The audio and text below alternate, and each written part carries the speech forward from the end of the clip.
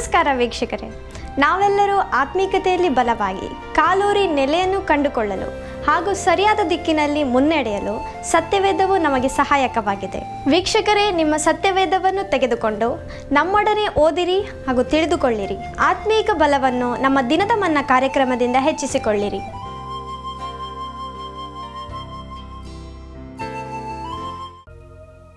ಆದಿಕಾಂಡ ಅಧ್ಯಾಯ 7. ಆಗ ಯೆಹೋವನು ನೋಹನಿಗೆ, ನೀನು ನಿನ್ನ ಮನೆಯವರೆಲ್ಲರೂ ನಾವೆಯಲ್ಲಿ ಸೇರಿರಿ. ಈಗಿನವರಲ್ಲಿ ನೀನೊಬ್ಬನೇ ನನ್ನ ಮುಂದೆ ನೀತಿವಂತನಾಗಿ ನಡೆಯುವುದನ್ನು ನೋಡಿದ್ದೇನೆ. ಎಲ್ಲ ಶುದ್ಧ ಪಶುಗಳಲ್ಲಿ 7 ಗಂಡು ಹೆಣ್ಣುಗಳನ್ನು, ಶುದ್ಧವಲ್ಲದ ಪಶುಗಳಲ್ಲಿ 2 ಗಂಡು ಹೆಣ್ಣುಗಳನ್ನು ನಿನ್ನೊಂದಿಗೆ ತೆಗೆದುಕೋ. ಪಕ್ಷಿಗಳಲ್ಲಿಯೂ 7 ಗಂಡು ಹೆಣ್ಣುಗಳನ್ನು ತೆಗೆದುಕೋ. ಹೀಗೆ ಆಯಾ ಜಾತಿಯನ್ನು ಭೂಮಿಯ ಮೇಲೆ ಉಳಿಸಿ ಕಾಪಾಡಬೇಕು. 7 ದಿನಗಳ ನಂತರ ನಾನು ಭೂಮಿಯ ಮೇಲೆ 40 ದಿವಸ ಹಗಲಿರುಳು ಮಳೆಯನ್ನು ಸುರಿಸಿ ನನ್ನಿಂದಾದ ಜೀವರಾಶಿಗಳನ್ನೆಲ್ಲ ಭೂಮಿಯ ಮೇಲಿಂದ ಅಳಿಸಿಬಿಡುತ್ತೇನೆ ಎಂದು ಹೇಳಿದನು. ಯೆಹೋವನು ಆಜ್ಞಾಪಿಸಿದ್ದನ್ನೆಲ್ಲ ನೋಹನು ಮಾಡಿದನು. ಭೂಮಿಯ ಮೇಲೆ ಜಲಪ್ರಳಯ ಉಂಟಾದಾಗ ನೋಹನು 600 ವರ್ಷದವನಾಗಿದ್ದನು. ಆಗ ನೋಹನು ಪ್ರಳಯವನ್ನು ತಪ್ಪಿಸಿಕೊಳ್ಳುವುದಕ್ಕೆ ಹೆಂಡತಿ ಮಕ್ಕಳು ಸೊಸೆಯರು ಸಹಿತವಾಗಿ ನಾವೆಯಲ್ಲಿ ಸೇರಿದನು. ದೇವರು ನೋಹನಿಗೆ ಅಪ್ಪಣೆ ಕೊಟ್ಟಂತೆ ಶುದ್ಧಾಶುದ್ಧ ಪಶುಗಳಲ್ಲಿಯೂ ಪಕ್ಷಿಗಳಲ್ಲಿಯೂ ಕ್ರಿಮಿಕೀಟಗಳಲ್ಲಿಯೂ ಗಂಡು ಹೆಣ್ಣುಗಳು ಜೋಡಿ ಜೋಡಿಯಾಗಿ ಬಂದು ನೋಹನ ಬಳಿಗೆ ನಾವೆಯಲ್ಲಿ ಸೇರಿದವು. ಆ 7 ದಿವಸಗಳಾದ ನಂತರ ಜಲಪ್ರಳಯವು ಭೂಮಿಯ ಮೇಲೆ ಬಂತು. ನೋಹನ ಜೀವಮಾನದ 600ನೆಯ ವರ್ಷದ 2ನೆಯ ತಿಂಗಳಿನ 17ನೆಯ ದಿನದಲ್ಲಿ ಭೂಮಿಯ ಕೆಳಗಿರುವ ಸಾಗರದ ಸೆಲೆಗಳು ಒಡೆದವು, ಆಕಾಶದ ತೂಬುಗಳು ತೆರೆದವು. 40 ದಿನವೂ ಹಗಲಿರುಳು ಭೂಮಿಯ ಮೇಲೆ ದೊಡ್ಡ ಮಳೆ ಸುರಿಯಿತು. ಆ ದಿನದಲ್ಲಿ ನೋಹನು, ಶೇಮ್, ಹಾಮ್, ಎಫೇತರೆಂಬ ಅವನ ಮಕ್ಕಳು, ಅವನ ಹೆಂಡತಿಯು, 3 ಮಂದಿ ಸೊಸೆಯರು ನಾವೆಯಲ್ಲಿ ಸೇರಿದರು. ಎಲ್ಲ ಪ್ರಾಣಿಗಳಲ್ಲಿ, ಅಂದರೆ ಸಕಲ ವಿಧವಾದ ಮೃಗ, ಪಶು, ಕ್ರಿಮಿಕೀಟಗಳಲ್ಲಿಯೂ ಪಕ್ಷಿ ಮೊದಲಾದ ರೆಕ್ಕೆ ಇರುವ ಎಲ್ಲ ಜೀವಿಗಳಲ್ಲಿಯೂ 2 ತಮ್ಮ ತಮ್ಮ ಜಾತಿಗನುಸಾರವಾಗಿ ನೋಹನ ಬಳಿಗೆ ಬಂದು ನಾವೆಯಲ್ಲಿ ಸೇರಿದವು. ದೇವರು ನೋಹನಿಗೆ ಅಪ್ಪಣೆ ಕೊಟ್ಟಂತೆ ಎಲ್ಲ ಪ್ರಾಣಿಗಳಲ್ಲಿ 1 ಗಂಡು 1 ಹೆಣ್ಣು ಈ ಮೇರೆಗೆ ಸೇರಿದವು. ಯೆಹೋವನು ನೋಹನನ್ನು ಒಳಗಿಟ್ಟು ಮುಚ್ಚಿದನು. ಜಲಪ್ರಳಯವು 40 ದಿನ ಭೂಮಿಯ ಮೇಲೆ ಇದ್ದು, ನೀರು ಹೆಚ್ಚುತ್ತಾ ನಾವೆಯನ್ನು ಎತ್ತಲು ಅದು ನೀರಿನ ಮೇಲೆ ತೇಲಾಡಿತು. ನೀರು ಪ್ರಬಲವಾಗಿ ಬಲು ಹೆಚ್ಚಲು ನಾವೆಯು ಅದರ ಮೇಲೆ ಚಲಿಸಿತು. ನೀರು ಭೂಮಿಯ ಮೇಲೆ ಅತ್ಯಧಿಕವಾಗಿ ಪ್ರಬಲವಾದದ್ದರಿಂದ ಆಕಾಶ ಮಂಡಲದ ಕೆಳಗಿರುವ ಎಲ್ಲ ದೊಡ್ಡ ಬೆಟ್ಟಗಳೂ ಮುಚ್ಚಿ ಹೋದವು. ನೀರು ಆ ಬೆಟ್ಟಗಳಿಗಿಂತಲೂ 15 ಮೊಳ ಹೆಚ್ಚಲು ಅವುಗಳು ಸಂಪೂರ್ಣವಾಗಿ ಮುಚ್ಚಿ ಹೋದದರಿಂದ ಪಶು ಪಕ್ಷಿ ಮೃಗಕ್ರಿಮಿಗಳು ಮನುಷ್ಯರು ಸಹಿತವಾಗಿ ಭೂಮಿಯ ಮೇಲೆ ಸಂಚರಿಸುವ ಸಕಲ ಪ್ರಾಣಿಗಳು ಲಯವಾದವು. ಮೂಗಿನಿಂದ ಶ್ವಾಸವಿಡುವ ಭೂಜಂತುಗಳೆಲ್ಲ ಸತ್ತವು. ಮನುಷ್ಯರು ಮೊದಲುಗೊಂಡು ಪಶು ಪಕ್ಷಿ ಕ್ರಿಮಿಗಳವರೆಗೂ ಭೂಮಿಯ ಮೇಲಿದ್ದದ್ದೆಲ್ಲ ನಾಶವಾಯಿತು. ಅವು ಭೂಮಿಯ ಮೇಲಿನಿಂದ ಲಯವಾಗಿ ಹೋದವು. ನೋಹನು ಅವನೊಂದಿಗೆ ನಾವೆಯಲ್ಲಿದ್ದ ಜೀವಿಗಳು ಮಾತ್ರ ಉಳಿದರು. ದೇವರು ಪ್ರೀತಿಸುವ ಪ್ರಿಯರೇ, ಇಂದಿನ ನಮ್ಮ ಅಧ್ಯಯನ ಆದಿಕಾಂಡ 7ನೇ ಅಧ್ಯಾಯ, ಜೆನೆಸಿಸ್ ಚಾಪ್ಟರ್ 7. ಆದಿಕಾಂಡ 7ನೇ ಅಧ್ಯಾಯದಲ್ಲಿ ಒಂದು ದೊಡ್ಡ ಭಯಾನಕವಾದಂಥ ಒಂದು ಸೀನ್, ಒಂದು ದಿಗ್ಭ್ರಮೆಗೊಳ್ಳತಕ್ಕಂಥ ಒಂದು ದೃಶ್ಯ ಏನಂದರೆ ಜಲಪ್ರಳಯ. ಒಂದು ದಿವಸ ಮಳೆ ಬಂದ್ರೇ ಭಾಳ ಕಷ್ಟ ಆಗಿಬಿಡ್ತದೆ. ಆದರೆ ಆ ಮಳೆ 40 ದಿನ 40 ರಾತ್ರಿ ಮಳೆ ಬಂದರೆ ಹೇಗಿರ್ತದೆ ಅಂಥ ಒಂದು ಸ್ಥಿತಿಯನ್ನು ನಾವು ಆದಿಕಾಂಡ 7ರಲ್ಲಿ ನಾವು ನೋಡ್ತೇವೆ. ಅದಕ್ಕಿಂತ ಮುಂಚಿತವಾಗಿ ನಾವು ನೋಹನ ಬಗ್ಗೆ 6ನೇ ಅಧ್ಯಾಯದಲ್ಲಿ ನಾವು ನೋಡಿದ್ವಲ್ಲ, ಆತನ ಚರಿತ್ರೆ ಭಾಳ ಭಕ್ತಿವಂತನಾದ ವ್ಯಕ್ತಿಯಾಗಿದ್ದನು. ಯಾಕಂತೇಳಿದ್ರೆ ದೇವರ ದೃಷ್ಟಿಯಲ್ಲಿ ಭಕ್ತಿವಂತರು ಭಾಳ ಅಮೂಲ್ಯವಾದವರು, ಭಾಳ ಅಪರೂಪವಾದವರು. ದೇವರು ಎಲ್ಲರನ್ನೂ ಪ್ರೀತಿಸ್ತಾನೆ. ಆದರೆ ಒಂದು ಮಾತು ಹೇಳ್ತೀನಿ, ದೇವರು ಎಲ್ಲರನ್ನೂ ಪ್ರೀತಿಸ್ತಾನೆ, ಆದರೆ ದೇವರು ಎಲ್ಲರನ್ನೂ ಸಮವಾಗಿ ಪ್ರೀತಿಸೋದಿಲ್ಲ. ಯಾಕಂತೇಳಿದ್ರೆ ದೇವರ ಪ್ರೀತಿಯನ್ನು ಎಷ್ಟರ ಮಟ್ಟಿಗೆ ನಾವು ತಗೊಳ್ತೀವಿ ಅನ್ನೋದು ನಮ್ಮ ಮೇಲೆ ಕೂಡ ಇದೆ. ಭಾಳ ಪ್ರೀತಿಸ್ತೀವ, ಸ್ವಲ್ಪ ಪ್ರೀತಿಸ್ತೀವ ಅಂತ. ಆದರೆ ದೇವರು ಮೃದುವಾಗಿ ಎಲ್ಲರನ್ನೂ ಪ್ರೀತಿಸ್ತಾನೆ. ಆದರೆ ಎಲ್ಲರೂ ದೇವರನ್ನು ಸಂತೋಷಪಡಿಸುವಂಥವರಿಲ್ಲ. ಇಡೀ ಲೋಕನೇ ನೋಹನ ಕಾಲದ ಲೋಕದವರೇ ದೇವರನ್ನು ಸಂತೋಷಪಡಿಸಲಿಲ್ಲ, ದೇವರನ್ನು ದುಃಖಪಡಿಸಿದರು. ದೇವರು ವ್ಯಥೆಪಟ್ಟನು, ನಿಟ್ಟುಸಿರು ಬಿಟ್ಟನು ಅಂತ ನಾವು ನೋಡಿದ್ವಿ 6ನೇ ಅಧ್ಯಾಯದಲ್ಲಿ. 7ನೇ ಅಧ್ಯಾಯದಲ್ಲಿ ಆ ಒಂದು ಘಟನೆ, ಆ ಒಂದು ಕಥೆ ಮುಂದುವರಿತದೆ. ಯೆಹೋವನು ನೋಹನಿಗೆ, ನೀನು ನಿನ್ನ ಮನೆಯವರೆಲ್ಲರೂ ನಾವೆಯಲ್ಲಿ ಸೇರಿರಿ. ಒಂದು ಯೋಚನೆ ನಿಮ್ಮೊಂದಿಗೆ ಸೇರಿ ನಾನು ಕೂಡ ಯೋಚನೆ ಮಾಡಿಕೊಳ್ಳಿಕ್ಕೆ ಇಷ್ಟಪಡ್ತೇನೆ. ನೋಡ್ರಿ, 6ನೇ ಅಧ್ಯಾಯ ಏನು ಹೇಳ್ತದೆ? ನೋಹನಿಗೆ ದೇವರ ದಯೆ ದೊರಕಿತು. ನೋವಾ ಈ ಫೌಂಡ್ ಗಾಡ್ಸ್ ಫೇವರ್. ದೇವರ ದಯೆ, ದೇವರ ಕರುಣೆ, ದೇವರ ಕೃಪೆ ನೋಹನಿಗೆ ಮಾತ್ರ ಸಿಕ್ತಂತೆ. 6ನೇ ಅಧ್ಯಾಯ 8-9 ವಚನ. ಆದರೆ ನೋಹನು ಮಾತ್ರ ನೀತಿವಂತನಾಗಿದ್ದನಂತ ನೋಡ್ತೀವಿ, ನೋಹನು ಮಾತ್ರ ತಪ್ಪಿಲ್ಲದವನಾಗಿದ್ದನಂತ ನೋಡ್ತೀವಿ, ನೋಹನು ಮಾತ್ರ ದೇವರೊಂದಿಗೆ ಅನ್ಯೋನ್ಯತೆಯಲ್ಲಿ ಇದ್ದನಂತ ನೋಡ್ತೀವಿ. ಆದರೆ ಅವನ ಹೆಂಡತಿ ನೀತಿವಂತಳಾಗಿದ್ಲು, ಹೆಂಡತಿ ತಪ್ಪಿಲ್ಲದವಳಾಗಿ ನಡ್ಕೊಂಡ್ಲು, ಹೆಂಡತಿ ದೇವರ ಅನ್ಯೋನ್ಯತೆಯಲ್ಲಿದ್ಲು ಅಂತ ಹೇಳ್ಬಿಟ್ಟು ಬರೆದಿಲ್ಲ. ಅಥವಾ ನೋಹನಿಗೆ 3 ಜನ ಮಕ್ಕಳಿದ್ದರು, ಶೇಮ್, ಹಾಮ್, ಎಫೆತ್ ಅಂತ ಹೇಳ್ಬಿಟ್ಟು 3 ಹುಡುಗರು. ಈ 3 ಗಂಡು ಮಕ್ಕಳಿದ್ರಲ್ಲ ನೋಹನಿಗೆ, ಈ ಶೇಮು, ಹಾಮು ಮತ್ತು ಎಫೆತ್ ಇವರು ನೀತಿವಂತರಾಗಿದ್ದರು, ತಪ್ಪಿಲ್ಲದವರಾಗಿ ನಡ್ಕೊಂಡ್ರು, ಇವರು ದೇವರ ಅನ್ಯೋನ್ಯತೆಯಲ್ಲಿದ್ದರು ಅಂತ ಬರೆದಿಲ್ಲ. ಆದರೂ ಕೂಡ ಇಲ್ಲೇನು ನಾವು ನೋಡ್ತೀವಿ, ದೇವರೇನು ಹೇಳ್ತಾನೆ ನೋಹನಿಗೆ, ನೀನು ನಿನ್ನ ಮನೆಯವರೆಲ್ಲರೂ, ಅಂದರೆ ಹೆಂಡತಿ ಪ್ಲಸ್ 3 ಮಕ್ಕಳು ಪ್ಲಸ್ ಆ 3 ಮಕ್ಕಳಿಗೆ 3 ಹೆಂಡತಿಯರು, ಅಂದರೆ ಇವರ ಸೊಸೆಯರು, ನೋಹನ ಸೊಸೆಯರು 3, ನೀವೆಲ್ಲರೂ ನಾವೆಯಲ್ಲಿ ಸೇರಿರಿ ಅಂತ ಹೇಳ್ತಾನೆ. ಅಂದರೆ ಒಬ್ಬ ವ್ಯಕ್ತಿ ನೀತಿವಂತನಾಗಿ ನಡ್ಕೊಂಡ್ರೆ ಅವನ ಕುಟುಂಬಕ್ಕೆ ಆಶೀರ್ವಾದ ಬರ್ತದೆ. ಅದು ಎಷ್ಟು % ಬರ್ತದೆ ನನಗೆ ಗೊತ್ತಿಲ್ಲ, ಹೇಗೆ ಬರ್ತದೆ ನಮಗೆ ಗೊತ್ತಿಲ್ಲ.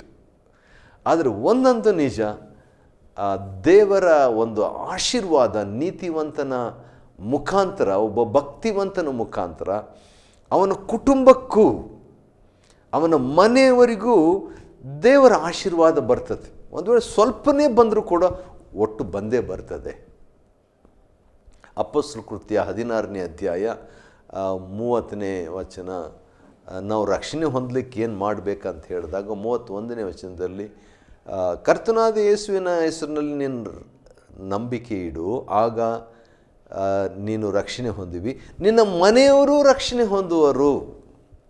ಅಂದರೆ ಒಬ್ಬ ವ್ಯಕ್ತಿ ರಕ್ಷಣೆ ಹೊಂದಿದ ಮೇಲೆ ಆ ಮನೆಯವರಿಗೂ ದೇವರ ಯೋಜನೆ, ಪ್ಲ್ಯಾನ್, ದೇವರ ಒಂದು ಕನಿಕರ, ದೇವರ ಒಂದು ಫೇವರ್, ದೇವರ ಒಂದು ದಯೆ ದೊರಕಲು ಸಾಧ್ಯ ಅನ್ನುವಂಥ ಒಂದು ಓಪನ್ನೆಸ್, ತೆರೆದಿರುವಿಕೆಯನ್ನು ಇಲ್ಲಿ ನಾವು ನೋಡ್ತೇವೆ. ಒಂದು ವೇಳೆ ಅದನ್ನು ರೂಲಾಗಿ ನಾನು ಹೇಳಲ್ಲ, ಆದರೆ ಒಂದು ಎಕ್ಸಾಂಪಲ್ ಆಗಿ ನಾನು ಹೇಳ್ತಿದ್ದೇನೆ ರೀ, ಯಾವ ರೀತಿಯಾಗಿ ಈ ವಾಕ್ಯಕ್ಕೆ ಅನುಸಾರವಾಗಿ. ಆದರೂ ದೇವರು ಒಂದು ವಿಷಯ ಕ್ಲಿಯರ್ ಮಾಡ್ತಾರೆ, ಅದೇನೆಂದರೆ ಈಗಿನವರಲ್ಲಿ, ಆದಿಕಾಂಡ 7:1, ಈಗಿನವರಲ್ಲಿ ನೀನೊಬ್ಬನೇ ನನ್ನ ಮುಂದೆ ನೀತಿವಂತನಾಗಿ ನಡೆಯುವುದನ್ನು ನೋಡಿದ್ದೇನೆ. ಜನರು ನೋಡಿಲ್ಲ, ಆದರೆ ದೇವರು ನೋಡಿದ್ನಂತೆ. ವಾವ್, ಇದು PhD, ಆತ್ಮಿಕವಾದ PhD. ಒಂದು ವೇಳೆ ಯಾರು ನೋಡಿರು ನನ್ನ ದೇವರು ನನ್ನನ್ನು ನೋಡ್ತಿದ್ದಾನಲ್ಲ, ಹಾಗಾದರೆ ಆತನ ದೃಷ್ಟಿಗೆ ನಾನು ಯೋಗ್ಯನಾಗಿ ನಡ್ಕೊಳ್ತೀನಿ ಅನ್ನುವಂಥ ಭಾವನೆಯಿಂದ, ಅನ್ನುವಂಥ ಆತ್ಮದಿಂದ, ಅನ್ನುವ ಜೀವನ ಶೈಲಿಯಿಂದ ನೋಹನು ಬದುಕಿದ. ನೋಹನ್ ಅಂತ ಹೇಳಿದರೆ ಆದರಣೆ ಎಂಬುದಾಗಿ ಒಂದು ಅರ್ಥ, ಕಂಫರ್ಟ್. ಇನ್ನೊಂದು ಅರ್ಥ ಈ ರೀತಿಯಾಗಿ ಹೇಳ್ಬೋದು, ಅದೇನೆಂದರೆ ಕ್ರಾಂತಿ ಅಂತ ಕೂಡ ಹೇಳ್ಬೋದು. ಸರಿ, ಕೊನೆಗೆ ದೇವರು ಒಂದು ದೊಡ್ಡ ಸರ್ಟಿಫಿಕೇಟ್, ಆ ಕಾಲದಲ್ಲಿ ಪ್ರಿಂಟಿಂಗ್ ಪ್ರೆಸ್ ಇರಲಿಲ್ಲ, ಪ್ರಿಂಟಿಂಗ್ ಪ್ರೆಸ್ ಬಂದು ಒಂದು 500 ವರ್ಷಗಳ ಹಿಂದೆ ಬಂದಿದೆ. ಆದರೆ ಆ ಕಾಲದಲ್ಲಿ ದೇವರು ಒಂದು ಸರ್ಟಿಫಿಕೇಟ್ ಕೊಟ್ಬಿಟ್ನು. ದೇವರು ಒಂದು ಸರ್ಟಿಫಿಕೇಟನ್ನು ನೋಹನಿಗೆ ಕೊಟ್ಟನು. ಏನು ಆ ಸರ್ಟಿಫಿಕೇಟು? ಈಗಿನವರಲ್ಲಿ ಅಂದರೆ ಅರ್ಥ ಏನು? ಇಡೀ ಲೋಕದಲ್ಲಿರುವಂಥ ಎಲ್ಲ ಜನರಲ್ಲಿ, ಆಶ್ಚರ್ಯ, ಇಡೀ ಲೋಕದಲ್ಲಿರುವಂಥ ಎಲ್ಲ ಜನರಲ್ಲಿ, ಕೆಲವು ಸಾರಿ ಗಿನ್ನಿಸ್ ರೆಕಾರ್ಡ್ನಲ್ಲಿ ಏನಾದರೂ ಆಗಿಬಿಟ್ರೆ ಭಾಳ ಆಶ್ಚರ್ಯ ಪಡ್ತೀವಲ್ಲ, ಹಾಗೆ ಇಡೀ ಲೋಕದಲ್ಲಿರುವಂಥ ಎಲ್ಲರಲ್ಲಿ ನೀನೊಬ್ಬನೇ ನನ್ನ ಮುಂದೆ ನೀತಿವಂತನಾಗಿ ನಡೆಯುವುದನ್ನು ನೋಡಿದ್ದೇನೆ. ಸರ್ಟಿಫಿಕೇಟ್ ನೋಡ್ರಿ, ಅಂದರೆ ಸರ್ಟಿಫಿಕೇಟ್ ಅಂದರೆ ದೇವರಿಂದ ಒಂದು ಸಾಕ್ಷಿ ಪಡ್ಕೊಂಡ. ಸಾಕ್ಷಿಯಲ್ಲಿ 2 ಟೈಪ್ ನಾನು ಹೇಳ್ತಿರ್ತೀನಿ. LKG ಸಾಕ್ಷಿ ಅಂತ ಹೇಳಿದ್ರೆ ನಾನು ದೇವ್ರಿಗೆ ಸಾಕ್ಷಿ ಹೇಳೋದು ಒಳ್ಳೆಯದು, ಸ್ಟಾರ್ಟಿಂಗು. ಆದರೆ PhD ಸಾಕ್ಷಿ ಏನಂದರೆ ದೇವರೇ ನನ್ನ ಬಗ್ಗೆ ಸಾಕ್ಷಿ ಕೊಡೋದು. ಏನಂತ ನೋಹನ ಬಗ್ಗೆ ದೇವರು ಸಾಕ್ಷಿ ಕೊಟ್ಟ? ಇಡೀ ಲೋಕದಲ್ಲಿ, ಅಂದರೆ ಈಗಿನವರಲ್ಲಿ ನೀನೊಬ್ಬನೇ ನನ್ನ ಮುಂದೆ ನೀತಿವಂತನಾಗಿ ನಡೀತಾ ಇದ್ದಿ. ಜನರು ಭಾಳ ದೊಡ್ಡ ಸರ್ಟಿಫಿಕೇಟ್ ನಮ್ಗೆ ಕೊಡ್ಬೋದು ರೀ, ನಿಮ್ಮಂಥವ್ರು ಯಾರೂ ಇಲ್ಲ ಹಾಗೆ ಹೀಗೆ. ಆದರೆ ದೇವರು ಕೊಡೋ ಸರ್ಟಿಫಿಕೇಟ್ ಎಲ್ಲ ಸಾಕ್ಷಿಗಿಂತಲೂ ಭಾಳ ದೊಡ್ಡ ಸಾಕ್ಷಿ. ಅಷ್ಟೇ ಅಲ್ಲ, ನಿರಂತರವಾದ ಸಾಕ್ಷಿ, ನಿತ್ಯವಾದ ಸಾಕ್ಷಿ. ಸರಿ, ಅಂಥ ಒಬ್ಬ ಮನುಷ್ಯನನ್ನು ದೇವರು ಆರಿಸಿಕೊಂಡು, ಸರಿ ಈಗ ನೀನು ನಾವೇ ಒಳಗೆ ಹೋಗು, ನಿನ್ನ ಇಡೀ ಫ್ಯಾಮಿಲಿ, ಅಂದರೆ ನೋಹ 1, ನೋಹನ ಹೆಂಡತಿ 2, ನೋಹನ 3 ಮಕ್ಕಳು 5 ಜನರಾದರು. ಆಮೇಲೆ ಸೊಸೆಯರು 3, 5 + 3 8 ಜನರು. ಒಂದು ಚಿಕ್ಕ ಸಭೆ ಅಂತ ಹೇಳ್ಬೋದು, ಚಿಕ್ಕ ಒಂದು ಮಿನಿ ಚರ್ಚ್ ಅಂತ ಹೇಳ್ಬೋದು. ಯಾಕಂದರೆ ನಾವೆಯಲ್ಲಿ ಇವರಿದ್ದರೂ ನೋಹ ಪಾಸ್ಟರ್ ಇದ್ದ ಹಾಗೆ. ಯಾಕಂದರೆ ಅವನ ಬಗ್ಗೆ 2ನೇ ಪೇತ್ರ 2ನೇ ಅಧ್ಯಾಯದಲ್ಲಿ 4-5 ವಚನಗಳಲ್ಲಿ ಪೇತ್ರ ಹೇಳ್ತಾನ್ರಿ. ಅದೇನಂತ ಹೇಳ್ತಾನ್ರೆ, ನೀತಿಯ ಪ್ರಸಂಗಿ ಅಂತ ಹೇಳ್ಬಿಟ್ಟು. ಇವರೆಲ್ಲರೂ ಕೂಡ ಒಟ್ಟಾಗಿ ಆದಿಕಾಂಡ 7ನೇ ಅಧ್ಯಾಯ 6-7 ವಚನ ಪ್ರಕಾರವಾಗಿ ನಾವೇ ಒಳಗೆ ಸೇರಿದರು. ಸೇರಿದ ಮೇಲೆ 40 ದಿವಸ 40 ರಾತ್ರಿ 12ನೇ ವಚನ ಮಳೆ. ಅದುವರೆಗೆ ಮಳೆ ಅಂದರೆ ಸುಳಿವು ಅವ್ರಿಗೆ ಇರಲಿಲ್ಲ. ಅದಕ್ಕೆ ಒಂದು ವೇಳೆ ಮಳೆ ಬರ್ತೈತೆ ಅಂತ ಹೇಳಿದ್ರೆ ಅವರು ನಗಾಡಿರ್ಬೋದು, ಹಾಸ್ಯ ಮಾಡಿರ್ಬೋದು. ಆದರೂ ಕೂಡ ದೊಡ್ಡ ನಾವೆಯನ್ನು ಕಟ್ಟಿ ಮುಗಿಸಿದ. ಯಾರಿಗೋಸ್ಕರ ನಾವೇ ಕಟ್ಟಿದ? ಇಡೀ ಲೋಕಕ್ಕೆ ಬಹುಶಃ ಓಪನ್ ಆಗಿತ್ತು, ಆದರೆ ಎಲ್ಲರೂ ಬರಲಿಲ್ಲ.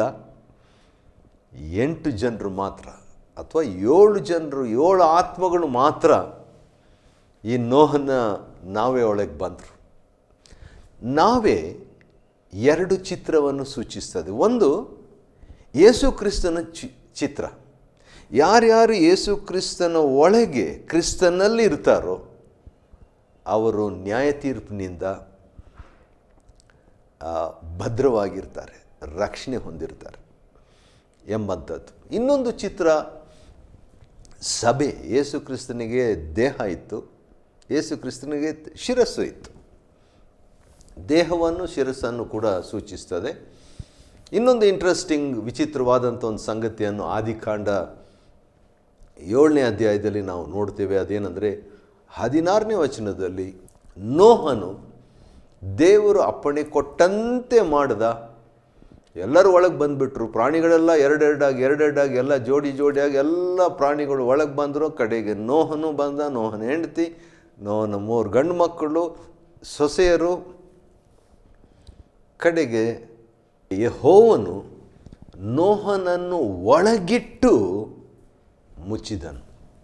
ಒಂದಿನ ಬರ್ತದೆ, ಕೃಪಾಕಾಲ ಕೂಡ ಈ ರೀತಿಯಾಗಿ ಮುಚ್ಚಲಾಗುತ್ತೆ. ಆದುದರಿಂದ ನಮಗೆ ಅನುಕೂಲ ಇದ್ದಾಗ ನಾವು ಅದನ್ನು ಸದುಪಯೋಗ ಮಾಡಿಕೊಳ್ಬೇಕು, ಕೃಪಾಕಾಲವನ್ನು. ಮತ್ತು ಆ 40 ದಿವಸಗಳಲ್ಲಿ ಏನಾಯಿತು, ನೋಹನ ಚರಿತ್ರೆ ಮುಂದೆ ಏನಾಯಿತು ಅನ್ನುವಂಥ ಮಾಹಿತಿ 8ನೇ ಅಧ್ಯಾಯದಲ್ಲಿ ನಾವು ನೋಡಲಿಕ್ಕಿದ್ದೇವೆ. ಆದ ಕಾರಣ ಇದುವರೆಗೆ 7ನೇ ಅಧ್ಯಾಯದಲ್ಲಿ ದೇವರು ನಡೆಸಿದಂಥ ಆತನಿಗೆ ನಾವು ಕೃತಜ್ಞತೆ ಉಳ್ಳವರಾಗಿರೋಣ. ದೇವರು ನಿಮ್ಮನ್ನು ಆಶೀರ್ವದಿಸಲಿ.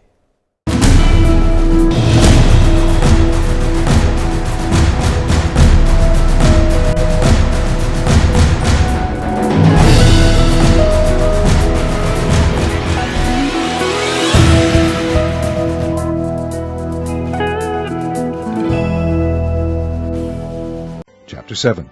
And the Lord said unto Noah, Come thou, and all thy house into the ark, for thee have I seen righteous before me in this generation. Of every clean beast thou shalt take to thee by 7s the male and his female, and of beasts that are not clean by 2 the male and his female. Of fowls also of the air by 7s the male and the female, to keep seed alive upon the face of all the earth. For yet 7 days, and I will cause it to rain upon the earth 40 days and 40 nights.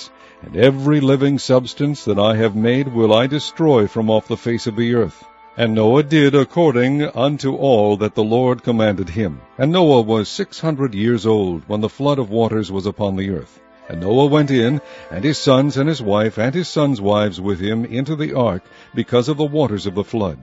Of clean beasts, and of beasts that are not clean, and of fowls, and of everything that creepeth upon the earth. There went in 2 and 2 unto Noah into the ark, the male and the female, as God had commanded Noah. And it came to pass after 7 days, that the waters of the flood were upon the earth. In the 600th year of Noah's life, in the 2nd month, the 17th day of the month, the same day were all the fountains of the great deep broken up, and the windows of heaven were opened. And the rain was upon the earth 40 days and 40 nights. In the selfsame day entered Noah, and Shem, and Ham, and Japheth, the sons of Noah, and Noah's wife, and the 3 wives of his sons with them, into the ark. They and every beast after his kind, and all the cattle after their kind, and every creeping thing that creepeth upon the earth after his kind, and every fowl after his kind, every bird of every sort. And they went in unto Noah into the ark, 2 and 2 of all flesh, wherein is the breath of life. And they that went in male and female of all flesh, as God had commanded him, and the Lord shut him in. And the flood was 40 days upon the earth, and the waters increased, and bare up the ark, and it was lift up above the earth. And the waters prevailed, and were increased greatly upon the earth, and the ark went upon the face of the waters. And the waters prevailed exceedingly upon the earth, and all the high hills that were under the whole heaven were covered. 15 cubits upward did the waters prevail, and the mountains were covered. And all flesh died that moved upon the earth, both of fowl, and of cattle, and of beast, and of every creeping thing that creepeth upon the earth, and every man. All in whose nostrils was the breath of life, of all that was in the dry land, died. And every living substance was discovered which was upon the face of the ground, both man and cattle, and the creeping things, and the fowl of the heaven, and they were destroyed from the earth. And Noah only remained alive, and they that were with him in the ark. And the waters prevailed upon the earth 150 days.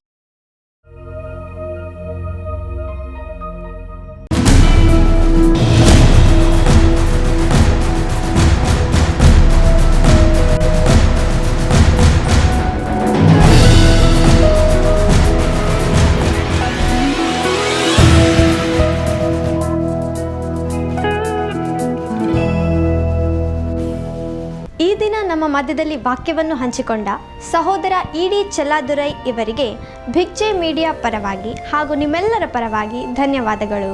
ವೀಕ್ಷಕರೇ, ಈ ಕಾರ್ಯಕ್ರಮವು ನಿಮಗೆಲ್ಲರಿಗೂ ಉಪಯುಕ್ತವಾಗಿದೆ ಎಂದು ನಾವು ತಿಳಿದುಕೊಂಡಿದ್ದೇವೆ. ಈ ಕಾರ್ಯಕ್ರಮದ ಬಗ್ಗೆ ನಿಮ್ಮಲ್ಲಿ ಏನಾದರೂ ಅಭಿಪ್ರಾಯ, ಸಲಹೆಗಳಿದ್ದರೆ ನಮ್ಮೊಡನೆ ಹಂಚಿಕೊಳ್ಳಿ. ನಾಳೆ ಇದೇ ಸಮಯದಲ್ಲಿ ಇನ್ನೊಂದು ಅಧ್ಯಾಯವನ್ನು ಓದುವ, ನೋಡುವ ಹಾಗೂ ತಿಳಿದುಕೊಳ್ಳುವ.